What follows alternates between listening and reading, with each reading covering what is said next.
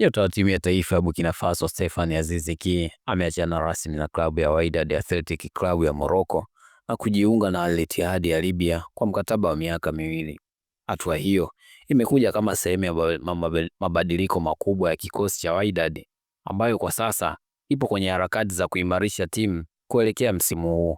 Inaelezwa kuwa usajili unaotarajiwa kukamilishwa hivi karibuni wa Wissam Ben Yedder, nyota wa zamani wa Sevilla na timu ya taifa ya Ufaransa, umechangia kwa kiasi kikubwa uamuzi wa Wydad kumruhusu Aziz Ki kuondoka. Kuja kwa Ben Yedder kunalenga kuongeza nguvu kwenye safu ya ushambuliaji, jambo linalofungua milango kwa mabadiliko ya baadhi ya wachezaji wa kati, akiwemo Aziz Ki.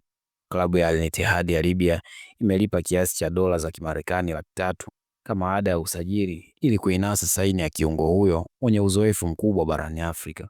Aziz Ki anatajwa kuwa mchezaji muhimu kutokana na uwezo wake wa kutawala kiungo, kutoa pasi za mwisho na kufunga mabao muhimu. Usajili wake unatarajiwa kuipa Al Ittihad nguvu mpya katika michuano ya ndani na ya kimataifa, huku mashabiki wakingoja kwa hamu kuona mchango wake ndani ya kikosi hicho. Usahau kulike, kushare na kusubscribe ili kuendelea kupata habari na matukio mbalimbali ya kimichezo.